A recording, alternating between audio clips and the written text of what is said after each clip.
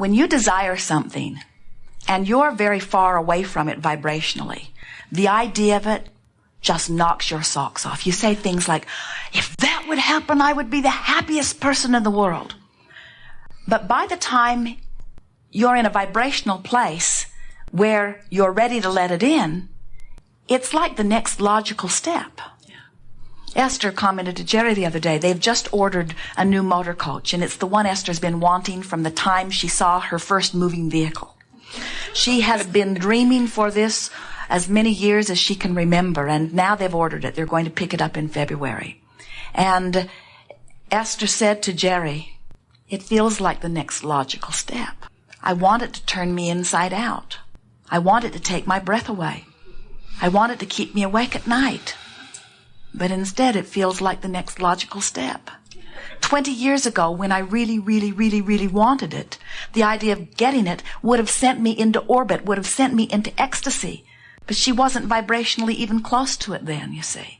And now she's in a vibrational place where it's the next logical step. She doesn't get the buzz from it. So what you're talking about is, how can I keep myself excited about what's coming without there being such a difference in the vibration between where I am and where it is that I hold myself apart from it? And we say what we do is we stay focused and exhilarated about the laws that we know. We stay exhilarated in the idea that there is nothing that we cannot be or do or have. We stay exhilarated in the idea that source energy is flowing at all times and we have access to it and we can utilize it in whatever way we want. You just have to work your mind into a place that keeps you in that excited but not so excited that you are not believing what you are wanting.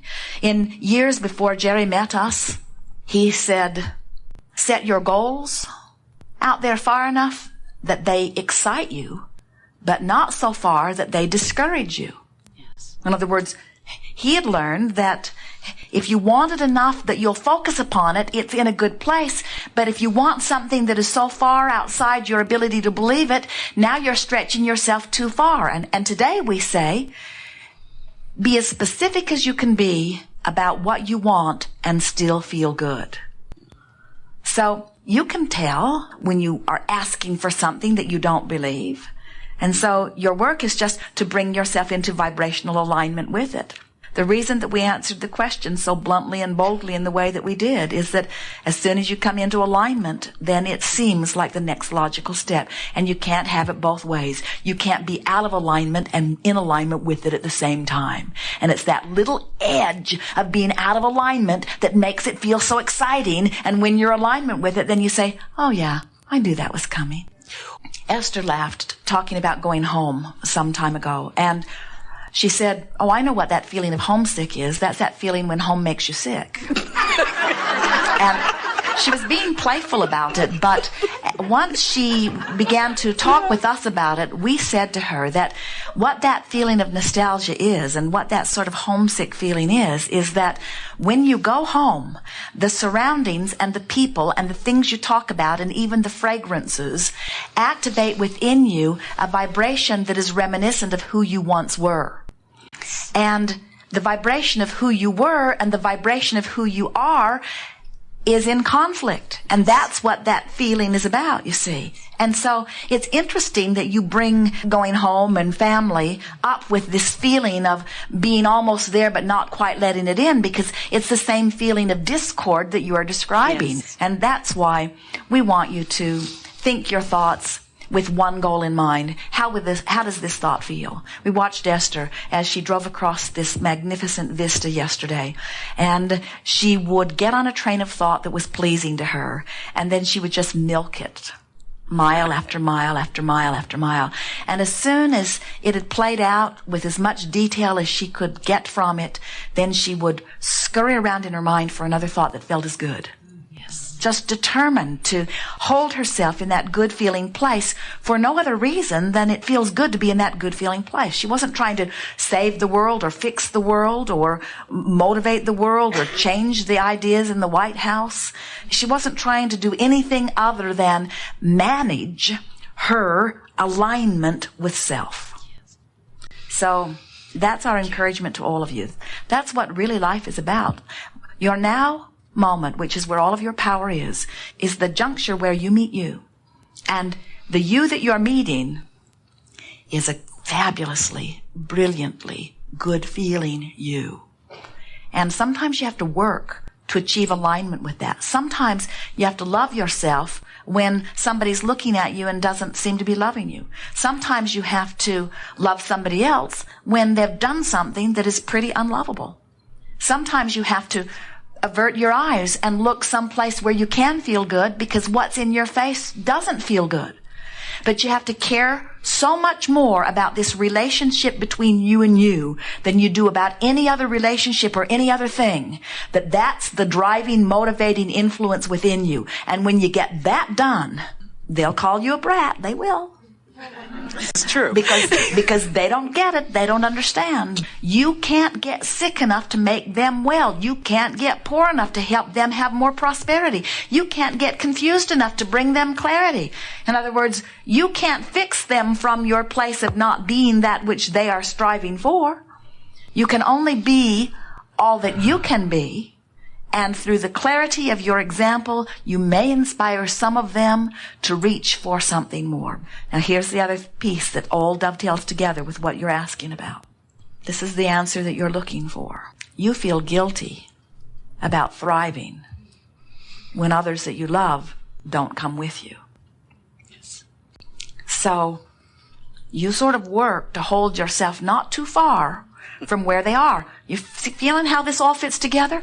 Because you're a teacher. You're a teacher that wants to uplift. And so part of you knows that there is no limit for you, and another part of you doesn't want to get too far ahead of those that you are trying to teach and guide. Right. And now you understand all of that. You can be anywhere and not be unhappy. Or you can jump far ahead of where they are and still understand that you still can lead them, you see. The message that we would like to give to you and so many teachers who are here in this room today is that if they don't receive their upliftment from you and they are seeking upliftment, the universe will deliver to them someone from whom they can take their light. You do not have to be all things to all people. It's not your job, you see. So when you decide that your job is to align with who you are, and then trust that law of attraction will line you up with anybody who will benefit by your alignment, and line them up with anybody who's more appropriate for them, you just don't have to manage all of that. You cannot be all things to all people, but you can be what you need to be to align with who you are, and you can tell when you're doing that. Yes.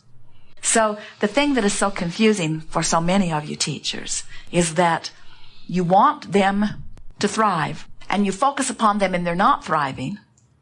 Then you lose your connection, and then for a while you stumble along with them.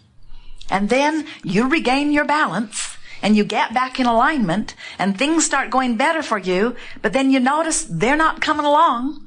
So you look back, and then you stumble again, you see.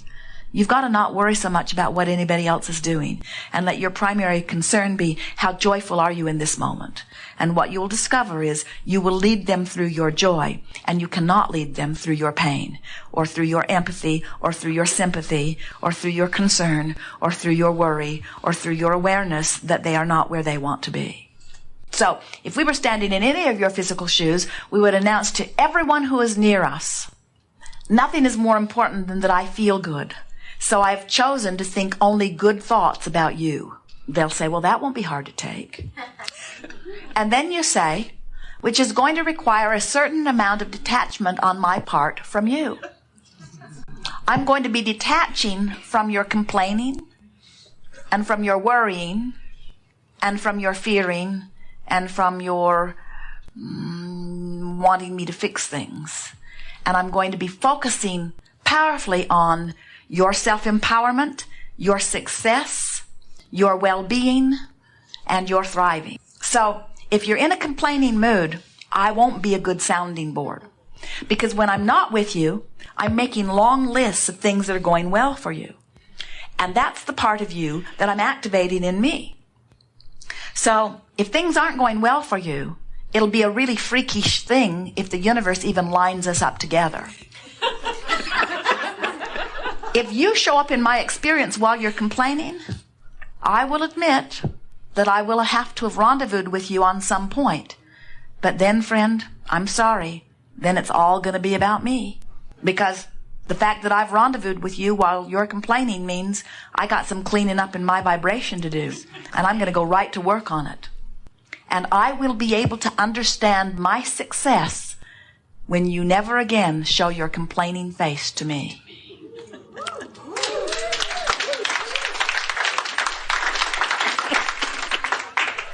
I'm sorry, you can say to them, if you don't think I'm there for you, when the truth of it is, I'm always going to be there for you.